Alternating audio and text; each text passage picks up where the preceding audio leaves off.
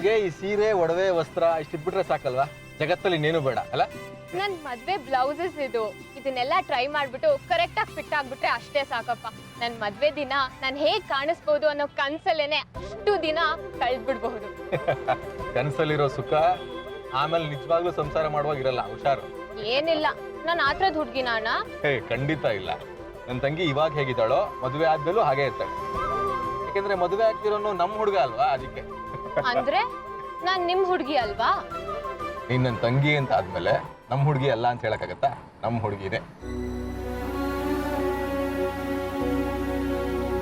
ಈ ನನ್ ಕನ್ಸುಗಳಲ್ಲಿ ಒಂದು ನಿಜ ಆಗ್ಬಿಟ್ರೆ ಸಾಕು, ಇನ್ ಯಾವ್ದಾಗದೇ ಇದ್ರೂ ಪರವಾಗಿಲ್ಲ. ಯಾವುದು? ನನ್ ಮದ್ವೆ ಹೊತ್ತಿಗೆ ಅತ್ತೆ ಮಾವ ಇಬ್ರು ಒಂದಾಗ್ಬೇಕು ಅಣ್ಣ. ದೂರ ಅಂತೂ ಖಂಡಿತ ಆಗಲ್ಲ.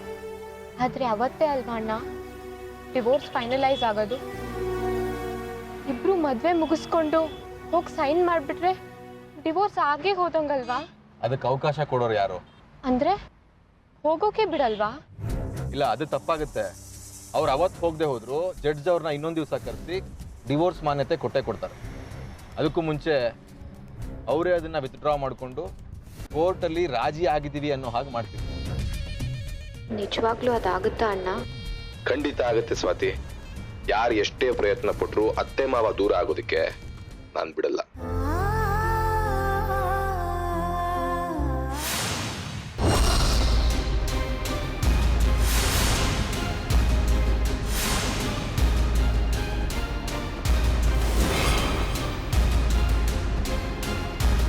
ಸ್ವಾತಿ, ನೀ ಇಲ್ಲೇ ಕೂತಿರೋ, ಅರ್ಜೆಂಟ್ ಫೋನ್ ಬಿಲ್ ಕಟ್ಟಬೇಕು, ಹೋಗಿ ಬರ್ತೀನಿ. ಅಣ್ಣ, ನನ್ನ ಫ್ರೆಂಡಿಗೆ ಹೇಗಿದ್ರು ಇನ್ವಿಟೇಷನ್ ಕೊಡ್ಬೇಕು. ನಾನು ಇನ್ವಿಟೇಷನ್ ಕೊಟ್ಬಿಟ್ಟು ಆಟೋಲೇ ಮನೆಗೆ ಹೋಗಿರ್ತೀನಿ, ನೀವು ಮನೆಗೆ ಬಂದ್ಬಿಡಿ. ಓಕೆ.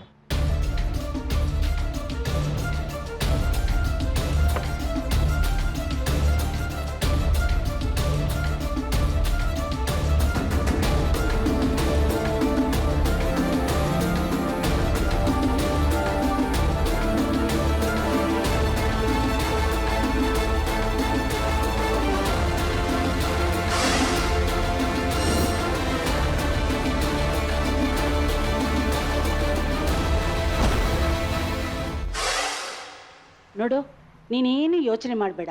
ನಿನ್ ಮದುವೆ ಹೊತ್ತಿಗೆ ಆರ್ತಿ ಸೂರ್ಯ ಇಬ್ರು ಬೇರೆ ಬೇರೆ ಆಗ್ತಾರೆ. ಅಷ್ಟೊತ್ತಿಗೆ ನಿಮ್ಮ ಅಪ್ಪ ಶಶಾಂಕ್ ಅಲ್ಲಿಗೆ ಬರ್ತಾನೆ. ಆಗ ನಿಮ್ಮ ಅಮ್ಮನಿಗೆ ನಿಮ್ಮ ಅಪ್ಪ ಬಿಟ್ರೆ ಬೇರೆ ಗತಿ ಇಲ್ಲ ಅಂತ ಗೊತ್ತಾಗುತ್ತೆ. ಆಗ ಇಬ್ರು ಒಂದಾಗ್ತಾರೆ. ನೀವೇನೋ ಹೇಳ್ತೀರಾ ಅಜ್ಜಿ, ಆದ್ರೆ ಅದಷ್ಟು ಸುಲಭದ ಕೆಲಸ ಅಲ್ಲ. ನೋಡು, ನನ್ನ ಮಾತು ಅಂದ ಮೇಲೆ 1000 ಯೋಚನೆಗಳಿರುತ್ತೆ. ಯಾರು ಏನು ಮಾಡಕ್ಕಾಗಲ್ಲ. ನನಗೆ ಯಾಕೋ ನಂಬಿಕೆನೆ ಬರ್ತಿಲ್ಲ. ಅಮ್ಮ ಬೇರೆ ತುಂಬಾ ಸೋತೋಗಿದ್ದಾರೆ. ಆ ಸೂರ್ಯನ ಕಡೆನೆ ವಾಲ್ತಿದ್ದಾರೆ. ವಾಲಿ ಬಿಡೋ, ಬೀಳ್ಬಾರ್ದು. ಅದೆಲ್ಲ ನೋಡ್ಕೊಳ್ಳೋದು ನಿನ್ ಕೈಲಿದೆ. ಅವರಿಬ್ರು ಒಂದಾಗೋದಿಕ್ಕೆ ನೀನ್ ಬಿಡಬಾರ್ದು. ಒಂದಾಗೋದಿಕ್ಕೆ ನೀನು ಬಿಟ್ಟೆ ಅಂದ್ರೆ ಕೋರ್ಟ್ ಅಲ್ಲ, ಆ ದೇವರೇ ಬಂದ್ರು ಅವ್ರನ್ನ ಬೇರೆ ಮಾಡೋದಿಕ್ಕೆ ಆಗಲ್ಲ. ಹಾಗಾಗ್ಬಾರ್ದು. ಇಬ್ಬರ ದ್ವೇಷನೂ ಮುಂದುವರಿಸ್ಬೇಕು. ದ್ವೇಷ ಎಷ್ಟು ಮಟ್ಟಿಗಿರ್ಬೇಕು ಅಂತಂದ್ರೆ, ಶಶಾಂಕ್ ಬಂದ್ರೆ ಅವನೇ ನನ್ ದಿಕ್ಕು. ಅಷ್ಟರ ಮಟ್ಟಿಗೆ ದ್ವೇಷ ಅವರಿಬ್ಬರ ಮಧ್ಯೆ ಇರಬೇಕು. ಅದಕ್ಕೆ ನಾನು ವ್ಯವಸ್ಥೆ ಮಾಡ್ತೀನಿ. ನನಗೇನೋ ಗೊತ್ತಾಗ್ತಾನೆ ಇಲ್ಲ ಅಜ್ಜಿ. ಅಮ್ಮನ ಮುಂದೆ ಆರ್ಗ್ಯುಮೆಂಟ್ ಮಾಡೋಣ ಅಂದ್ರೆ ಅಮ್ಮ ಬೇಜಾರು ಮಾಡ್ಕೊಂಡು ಕಣ್ಣೀರ್ ಹಾಕ್ತಾರೆ. ಅದು ನನ್ನ ಕೈ ತಡ್ಕೊಳಕ್ ಆಗಲ್ಲ. ಸೂರ್ಯನ ಬಗ್ಗೆ ಒಂದ್ಸಲ ಕೆಟ್ಟಾಗಿ ಮಾತಾಡಕ್ ಬಿಡಲ್ಲ, ಗೊತ್ತಾ?